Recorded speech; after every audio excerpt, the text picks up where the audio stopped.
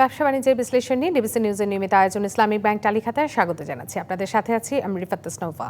দেশের পুঁজিবাজার কোনো এক সময় ছিল ক্ষুদ্র বিনিয়োগকারীদের নিরাপদ আশ্রয় লাভের সোনার খনি, কিন্তু বাস্তবতা হলো বাজারে অনিয়ম, কারসাজি এবং স্বচ্ছতার অভাবের কারণে বিনিয়োগকারীদের আস্থায় এখন চিড় ধরেছে। সাম্প্রতিক সময় নিয়ন্ত্রক সংস্থা এসব অনিয়ম ঠেকাতে একের পর এক জরিমানা করলেও আদালতের দীর্ঘ সূত্রতায় আর জটিল প্রক্রিয়ার কারণে আদায় হয়নি বেশিরভাগ জরিমানার অর্থ। এতে বিনিয়োগকারীরা বারবার হতাশ হচ্ছেন। এখন প্রশ্ন হলো, শুধু জরিমানায় কি যথেষ্ট, নাকি প্রয়োজন আছে গভীর সংস্কার, কঠোর জবাবদিহি এবং টেকসইভাবে পুঁজিবাজারে আস্থা ফেরাতে দীর্ঘমেয়াদী নীতি সহায়তার? এসব নিয়ে আমাদের আজকের তালিকাতার বিষয়, শুধু জরিমানাতেই কি পুঁজিবাজারে আস্থা ফিরবে? আলোচনা করতে আজকে আমাদের সাথে অনলাইনে যুক্ত আছেন বাংলাদেশ সিকিউরিটিজ অ্যান্ড এক্সচেঞ্জ কমিশনের সাবেক চেয়ারম্যান ফারুক আহমেদ সিদ্দিকী এবং আছেন ঢাকা স্টক এক্সচেঞ্জ লিমিটেডের সাবেক সিনিয়র সহ সভাপতি আহমেদ রশিদ লালী। আপনাদের দুজনকে স্বাগত জানাচ্ছি। আমি একটু শুরু করতে চাই জনাব ফারুক, আপনাকে দিয়ে একটু জানতে চাচ্ছিলাম, জরিমানায় কি আসলে বাজারে প্রভাব ফেলার জন্য যথেষ্ট, বাজারে একটি সুশৃঙ্খল বাজার তৈরি করার জন্য? না, অবশ্যই শুধুমাত্র জরিমানা যথেষ্ট নয়। তবে বাজারে যখন অনিয়ম হয়, ম্যানিপুলেশন হয়, সিকিউরিটিজ লর ভায়োলেশন হয়, তখন জরিমানা করাটা তো অবশ্যম্ভাবী হয়ে পড়ে। কিন্তু ইদানিং কালে আমি লক্ষ্য করছি যে জরিমানাটাকে বিপুল হারে করা হয়েছে। ঠিক এখন হয়তো একটু সংযত হয়েছে, প্রথম দিকে বিপুল হারে জরিমানা করা হয়েছে। এখন জরিমানা তো করতে হবে, দোষী হলে অবশ্যই জরিমানা করতে হবে, কিন্তু সিকিউরিটিজ আইনে এটা প্রমাণ করা যে কেউ একটা ম্যানিপুলেট করে প্রফিট করেছে, এটা বলাটা যত সহজ, প্রমাণ করাটা কিন্তু এত সহজ নয়। কারণ যে কোনো পুঁজিবাজার একটা স্পেকুলেটিভ মার্কেট, এখানে মানুষ স্পেকুলেশন করবে। এখন স্পেকুলেশন করলে যদি বলেন যে এটা ম্যানিপুলেশন, এটা সবসময় সত্য নয়। এবং স্পেকুলেশনে যেখানে শেষ হয়, হয়তো আর সেখানে ম্যানিপুলেশন শুরু হয়। এখন কোনটা স্পেকুলেশন, স্পেকুলেশন কোথায় শেষ হলো, কিভাবে ম্যানিপুলেশন হলো, এটা প্রমাণ করা কিন্তু আদালতে অত্যন্ত ডিফিকাল্ট কাজ। যার কারণেই বিপুল পরিমাণ জরিমানা করা সত্ত্বেও আদায় হয়েছে অত্যন্ত নগণ্য পরিমাণ। অথচ এই বিপুল পরিমাণ জরিমানা করার ফলে বাজারে একটা একটা অনিশ্চিতিশীল পরিবেশের সৃষ্টি হয়। আমি বলা হয় হয়তো বা কিছু লোক সরে যায় বাজার থেকে। সুতরাং জরিমানা করার আগে এটা নির্দিষ্ট করতে হবে যে আমি যাকে জরিমানা করছি সে সত্যিই ম্যানিপুলেশন করেছে, এটার এভিডেন্স থাকতে হবে। সিকিউরিটি লর আন্ডারে এভিডেন্স থাকবে। দ্বিতীয়ত, যারা স্পেকুলেশন করে তাদের অনেকেই সাধারণত নিজের নামে স্পেকুলেশন, ম্যানিপুলেশন করে না। ম্যানিপুলেশনটা করে বিভিন্ন নামে। সে হয়তো 100টা বিডিও অ্যাকাউন্ট কন্ট্রোল করে, তার কর্মচারীর নামে, তারপর ড্রাইভারের নামে, তার গ্রামের লোকের নামে। এখন ওইখান থেকে যদি ম্যানিপুলেশন হয়, তারপর যদি 10 কোটি টাকা পেনাল্টি করে, এই পেনাল্টি তো কোনোদিনই আদায় করা যাবে না। সুতরাং এই তদন্তে আরো এখানে একটু বিষয় জনাব ফারুক, যে আদায় করা যাবে না বা আদায় হয় না, এই বিষয়টি নিয়ে আমি একটু যাব, কিন্তু তার আগে আমি একটু জনাব আহমেদ রশিদ লালী আপনার কাছে যেতে চাই যে শুধু জরিমানাই কি এই আর্থিক অনিয়ম ঠেকানোর জন্য কার্যকর কিনা? কারণ আমরা একটি বিষয়, এখান থেকে দুটি বিষয় আমরা জানতে পেরেছি। একটি হলো ম্যানিপুলেশন না করার পরেও তাদেরকে অনেক ক্ষেত্রে জরিমানা করা হচ্ছে, এবং অনেক ক্ষেত্রে যাদেরকে জরিমানা করা হচ্ছে সেই টাকাটা কিন্তু অনাদায়ী থেকে যাচ্ছে। তাহলে এই জরিমানার করার মানেটা কি? জি, ধন্যবাদ। দেখেন, প্রথমত আমি ফারুক স্যার যা বললেন তার সাথে সম্পূর্ণ একমত। দ্বিতীয় কথা হলো যে এই পর্যায়ে যাবে কেন, আমার কথা হচ্ছে যে আপনি একটা সুচারু একটা সার্ভেলেন্স সিস্টেম আছে, আপনার ডিএসসির কাছেও আছে, এসইসির কাছেও আছে। আমার প্রশ্ন হলো যে এই 44টা অ্যালার্টস আছে, হ্যাঁ, 44টা অ্যালার্ট, যখনই এসইসি রুলস এবং রেগুলেশনের কোনো ত্রুটি হয় তখন সেই অ্যালার্টগুলো কিন্তু বাজে। মাই কোশ্চেন ইজ যে আমরা যখনই অ্যালার্ট বাজে তখন সেই ডিএসসি সার্ভেলেন্স সিস্টেম কেন সার্ভেলেন্সটিকে এই জিনিসগুলো সতর্কতা করে না সেই ব্রোকারেজ হাউসে কেন? বিকজ সেখানে বিও অ্যাকাউন্ট নাম্বারও উঠে, সেখানে ব্রোকারেজ হাউসের নামও উঠে, সেই কাস্টমারের নামও উঠে। তো মাই পয়েন্ট ইজ যে এই জিনিসগুলো তো সার্ভেলেন্স সিস্টেম থেকে সাথে সাথে ওনারা ধরতে পারেন এবং সতর্ক করতে পারেন। একটা জিনিস সংগঠিত হবার পরে পর্যন্ত আমি অপেক্ষা কেন করি?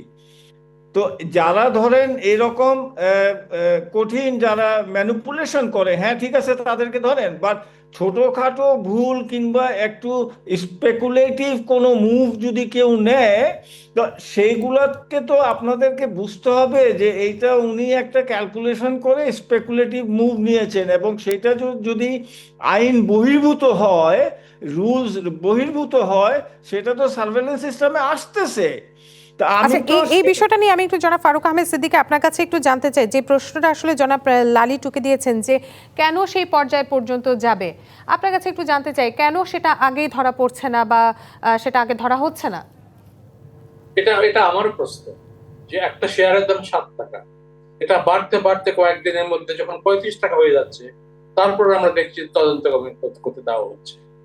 যখন 7 টাকা থেকে 10 টাকা হলো বা স্পেকুলেশনের মাধ্যমে, তখন থেকে এটাকে মনিটরিং করে ইনকোয়ারি করে কোন ব্রোকার হাউস থেকে হচ্ছে, বা এমন কয়েকটি ব্রোকার হাউস আছে কিনা যারা যেখান থেকেই এই ম্যানিপুলেশন গুলো হয়, এইগুলো নির্দিষ্ট করে এগুলো আগেই ইনকোয়ারি করে এটার ব্যবস্থা নেওয়া উচিত। যে এখানে একটি প্রশ্ন আসলে থেকে যাচ্ছে, আপনি তো দীর্ঘদিন ধরে বাংলাদেশ সিকিউরিটিজ অ্যান্ড এক্সচেঞ্জ কমিশনের সাথে ছিলেন, তাহলে কেন বিগত সময়ে বা এখন ব্যবস্থাগুলো নেওয়া হচ্ছে না? না, আমি দীর্ঘদিন ছিলাম না এখানে, আমি মাত্র 3 বছর ছিলাম, সেটাও 15 বছর আগে। কিন্তু বিগত এখন ব্যবস্থাগুলো নেওয়া হচ্ছে না কেন? বর্তমানে যারা এসএসসি তে আছেন তারাই করতে পারেন, কারণ এই ম্যানিপুলেশনটা কিন্তু আস্তে আস্তে বাড়ছে। এই যে মার্কেটটা ফট করে বেড়ে যায়, আবার দেখা যায় 2 দিন পরে চট করে 100 পয়েন্ট কমে যায়। এগুলো কেন হচ্ছে? এখানে কোন কোন ব্রোকার হাউস থেকে এই ধরনের ম্যানিপুলেটিভ ট্রেডিং হচ্ছে, এগুলো আইডেন্টিফাই করা তো কঠিন না। আমি 7 টাকা থেকে 35 টাকা পর্যন্ত বৃদ্ধি পর্যন্ত অপেক্ষা করছি কেন? যখন প্রথমেই আমি একটা ম্যানিপুলেশন দেখছি, তখনই আমি মুভ নিচ্ছি না কেন? তখনই আইডেন্টিফাই করার চেষ্টা করছি না কেন? এর মধ্যে আমার মনে হয় এক্সচেঞ্জের ফেলিওর আছে, এবং রেগুলেটর যারা আসল রেগুলেটর, বড় প্রাইম রেগুলেটর, তাদেরও কেউ ত্রুটি আছে। এই ব্যাপারটা সংগঠিত হয়ে যাওয়ার পরে, লালি সাহেব যেটা বলেছেন আমি একেবারেই এগ্রি করি, যে সংগঠিত হয়ে যাওয়ার পরে তারপরে এটাকে ধরে, তারপরে এটাকে প্রমাণ করে, তারপরে জরিমানা আরোপ করে, তারপরে এই জরিমানা আদায় করা, এটা কিন্তু কঠিন কাজ। না, বাই দ্যাট টাইম তো বিনিয়োগকারী নিঃস্ব হয়ে যায়। এবং জনাব লালি আপনার কাছে একটু যাই, এই যে পুঁজিবাজারের আজকে যে পরিস্থিতি, এটা কিন্তু কেবলমাত্র গেল 15 বছর থেকে বা সরি যদি আমরা বলি, হ্যাঁ যদি গেল 1.5 দশক থেকে না, এর আগের থেকেই কিন্তু পুঁজিবাজারের একটি নড়বড়ে অবস্থা আমরা দেখতে পেয়েছি। আপনার কাছে একটু যাব যে এই যে জরিমানা পর্যায় পর্যন্ত যেতে হয়, এর আগে কেন কঠোর হচ্ছে না? না, কঠোর হওয়া এক জিনিস, আর জিনিসটা সংগঠিত হবার আগে সেটা সলিউশন হলো এক জিনিস। আমার কথা হলো, যেহেতু স্বয়ংক্রিয় একটা সার্ভেলেন্স সিস্টেম দুই ইনস্টিটিউশনের কাছে আছে, তো সেখানে আমার এভরি ডে আমি দেখছি যে এইটা হয়ে যাচ্ছে, তো সেখানে আমি একটা স্টপ দিচ্ছি না কেন? আমি কেন সেখানে 1 মাস পরে আমি ইয়ে করছি, সেটাকে ইনভেস্টিগেশন ইন্সপেকশনে দিচ্ছি? আমার কথা হলো যে আপনি এই যে ইনকোয়ারিটা, এই ইনকোয়ারি আপনি লাইভ সার্ভেলেন্স সিস্টেম যেটা আছে সেটার মধ্যে ডেলি বেসিস করতে পারে। সেইটা যদি করা হয়, তাহলে পরে আপনি এই যে ম্যানিপুলেশন বলেন আর যাই বলেন, সেইগুলো কিন্তু অনেকাংশে কমে যায়। হ্যাঁ, ম্যানিপুলেশন আরেকটা রাস্তা আছে, যেটা ইনসাইডার ট্রেডিং আছে, হ্যাঁ অনেকগুলো কারণে, বাট এইটা অনেক অংশে কমে যায়, কারণ যে কাজটা করছে তার নাম, বিও নাম্বার, সব কিছু কিন্তু সার্ভেলেন্স সিস্টেমে উঠে যাচ্ছে, সাথে সাথে অ্যালার্ম দিচ্ছে, আপনাকে বেল বাজাচ্ছে যে there is something wrong with this trade, with this brokerage house. তাহলে সাথে সাথে এই জিনিসগুলো কেন স্টপ করা যাচ্ছে না? যে সেক্ষেত্রে কোনো অবহেলা আছে কিনা সেটাও আসলে আমাদের এখন খতিয়ে দেখার বিষয়। জনাব ফারুক এবং জনাব লালি, আমরা ছোট্ট একটি বিরতিতে যাব, বিরতির পর আমরা আবারও ফিরে আসছি। দর্শক, বিরতি নিচ্ছি ব্যবসা বাণিজ্যের বিশ্লেষণ নিয়ে। ডিবিসি নিউজের নিয়মিত আয়োজন ইসলামিক ব্যাংক টালিখাতায়, সঙ্গে থাকুন। আবার স্বাগত জানাচ্ছি ব্যবসা বাণিজ্যের বিশ্লেষণ নিয়ে ডিবিসি নিউজের নিয়মিত আয়োজন ইসলামিক ব্যাংক টালিখাতায়। আজকে আমাদের সাথে দুজন অতিথি যুক্ত আছেন। আজকে আমাদের সাথে আছেন ফারুক আহমেদ সিদ্দিকী এবং আরও আছেন আহমেদ রশিদ লালী। এ পর্যায়ে আমি একটু জনাব ফারুক আহমেদ সিদ্দিকী আপনার কাছে চলে যেতে চাই। এই যে জরিমানা করা হচ্ছে, বিভিন্ন প্রতিষ্ঠানকে একটি মোটা অঙ্কের জরিমানা করা হচ্ছে এবং বিভিন্ন সময় দেখা যায় এই জরিমানাগুলো দীর্ঘসূত্রতা হচ্ছে আদায়ের বিষয়ে। অনেক সময় দেখা যায় যে একটি লম্বা সময় পরে একটি আইনি জটিলতার মধ্য দিয়ে আদায় হচ্ছে বা অনেকাংশে সেটি হয়নি। এই যে জরিমানাগুলো আদায় হচ্ছে না, এটি নিয়ে কি মানুষের মধ্যে বা সাধারণ বিনিয়োগকারী বা যারা রয়েছেন পুঁজিবাজার সংশ্লিষ্ট তাদের মধ্যে একটি শঙ্কা তৈরি হয়েছে কিনা, এই বিষয়টা একটু জানাবেন। আমার ঠিক বাজারে তাদের মধ্যে শঙ্কা হয়েছে কিনা আমার পক্ষে বলা মুশকিল, বাট ইট ইজ ইনএভিটেবল। যখন কাউকে 100 কোটি টাকা পেনাল্টি করা হবে, 50 কোটি টাকা পেনাল্টি করা হবে, এটা তো প্রমাণ করতে হবে। এটা করলেই তো হলো না, এটাকে সিকিউরিটিজ লর আন্ডারে বিয়ন্ড ডাউট প্রমাণ করতে হবে। এটা স্পেকুলেশন ছিল না, ইট ওয়াজ ম্যানিপুলেশন, ম্যানিপুলেটিভ প্রসেসে এটা করা হয়েছে। এইটা কোর্টে যে প্রমাণ করা, এটা সময় সাপেক্ষ, এটা সময় লাগে, এবং তারপরে ফার্দার আপিল আছে, ফার্দার আপিলে যাবে। একটা জটিলতা তো আমাদের জুডিশিয়াল সিস্টেমে আছে, এটা একটু টাইম কনজিউমিং। সুতরাং এটার জন্য কোনো ফ্রাস্ট্রেশন হচ্ছে বাজারে, এটা আমার মনে হয় না। তবে যেখানে ম্যানিপুলেশন হচ্ছে, যে কারণেই হোক, সেখানে তো অ্যাকশন নিতেই হবে, কিন্তু অ্যাকশনটা যেন যে পরিমাণ যে অপরাধ হচ্ছে তার সঙ্গে একটা সংগতিপূর্ণ হয়। একটা অ্যাবসার্ড অ্যামাউন্ট যদি আমি পেনাল্টি করি, এটা আদায়ের সম্ভাবনা খুব ক্ষীণ। যে সেক্ষেত্রে যদি আদায়ের সম্ভাবনা ক্ষীণই থাকে, আমি একটু জনাব আহমেদ রশিদ লালী আপনার কাছে যেতে চাই। অপরাধীদের বিরুদ্ধে যদি সেক্ষেত্রে আইনি কোনো পদক্ষেপ নেওয়া হয়ে থাকে, আপনি কি বলবেন যে অপরাধ প্রবণতা অনেক ক্ষেত্রেই কমে যাওয়ার একটি সম্ভাবনা রয়েছে, বা যারা অপরাধে যুক্ত হওয়ার মতো তারা ভয় পাবে? জরিমানার পাশাপাশি আরো কোনো নীতিগত সংস্কারের প্রয়োজন কিনা? না দেখেন, জরিমানা তো করতে হবে, যেটা ঠিকই আছে। জরিমানা আপনাকে যদি সেরকম মানে অপরাধ করে থাকে জরিমানার মতো, তা করতে হবে। But point is you have enough evidence. আপনি যেটা স্যার বললেন, এনাফ এভিডেন্স যদি না হয়, এবং আমাদের এখনকার এসিসি চেয়ারম্যান সাহেবও সেটা ফিল করেন এবং উনি বলেন যে এই সবগুলা কোর্টে যাবে। কোর্টে যাওয়াটা হইতেছে যে সেই যার উপরে এটা করা হয়েছে ফাইন, এটা উনার প্রেরোগেটিভ, উনি এটা তার রাইট, সে যেতেই পারে। কিন্তু যেতে পারে, ঠিক আছে, এই জিনিসটাকে তো আমাকে জাস্টিফাই, মানে এসিসি কে তো জাস্টিফাইয়েবল ইসে নিয়ে আসতে হবে জিনিসগুলো, যেটা স্যার বারবার বলার চেষ্টা করছেন যে প্রমাণ করা হোয়াইট কলার ক্রাইম, এটা প্রমাণ করা is very very difficult. And that too manipulative move যদি কিছু হয়ে থাকে, সেগুলো প্রমাণ করা ইজ ইভেন ডিফিকাল্ট।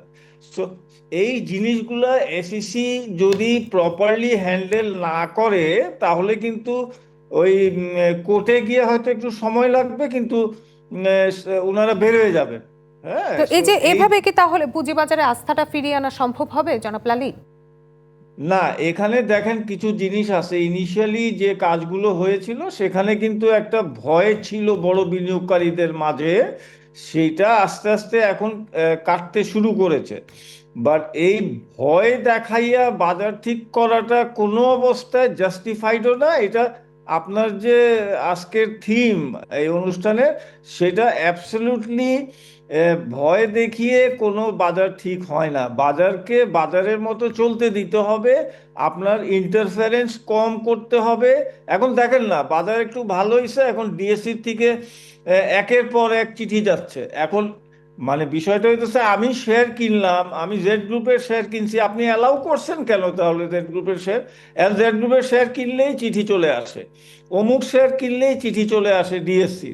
তো এই ছোট ছোট ইন্টারফারেন্স কিন্তু অনেক বিশাল একটা ইম্প্যাক্ট ফেলে অ্যামাং ইনভেস্টার্স।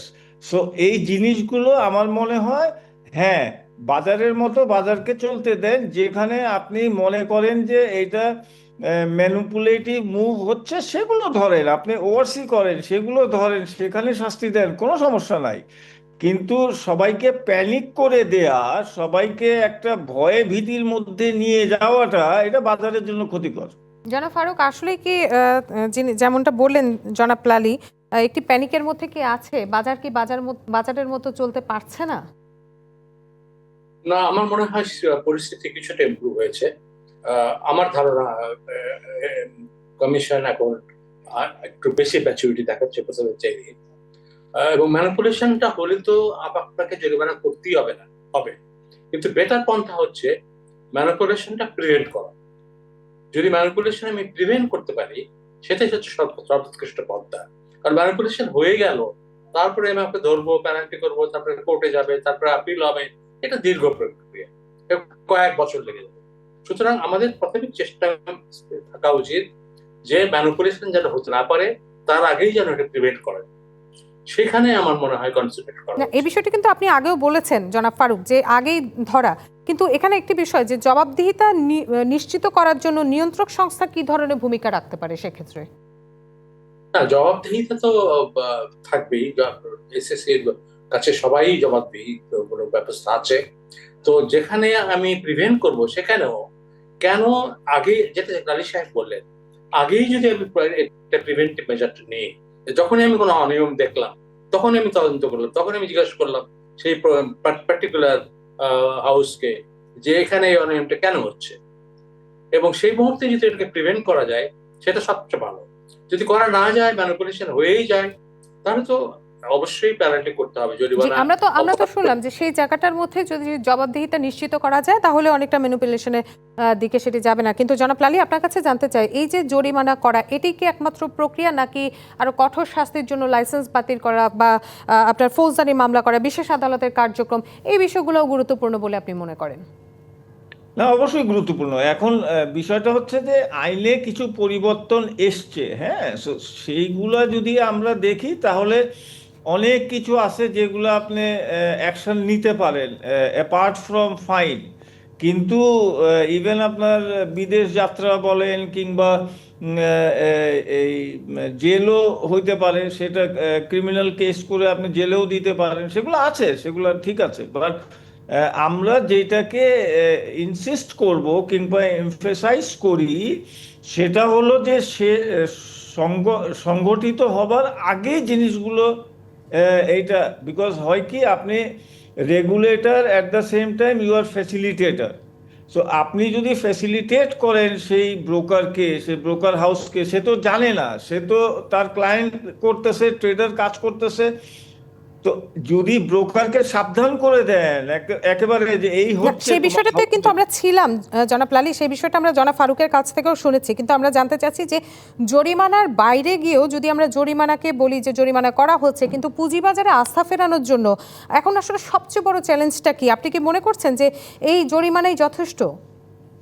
না না না, জরিমানা কোনো সময় যথেষ্ট মনে করি না। জরিমানা হবে, জরিমানা সব ঠিক আছে, কেস হবে, কোর্টে যাবে, সব ঠিক আছে, ক্রিমিনাল কেস হবে, সেটাও ঠিক আছে। পয়েন্ট হলো যে আপনাকে এই পুঁজিবাজারটাকে যদি সঠিকভাবে নিয়মতান্ত্রিকভাবে যদি একটা ভালো হেলদি বাজার করতে হয়, তাহলে আপনাকে শক্ত হইতে হবে, ক্যারেট অ্যান্ড স্টিক আপনাকে ইয়ে করতে হবে। আদারওয়াইজ আপনি যদি একেবারে কিছু হলেই ফাইন, কিছু হলেই ওয়ার্নিং দেন, প্রথমে ওয়ার্নিং দেন, তারপরেও যদি সেটা না হয়, তারপরে আপনি ডাকেন, তাকে নোটিশ দেন, ডেকে তাকে ইয়ে করেন, then you go for further action. জি, কিন্তু জনাব লালী, আপনাকে এবং জনাব ফারুক, আপনাদের দুজনকে অসংখ্য ধন্যবাদ জানাচ্ছি এতক্ষণ আমাদের সাথে থাকার জন্য। দর্শক, শেষ করছি ব্যবসা বাণিজ্যের বিশ্লেষণ নিয়ে ডিবিসি নিউজের নিয়মিত আয়োজন ইসলামিক ব্যাংক টালিখাতা। এতক্ষণ সঙ্গে থাকার জন্য সবাইকে ধন্যবাদ।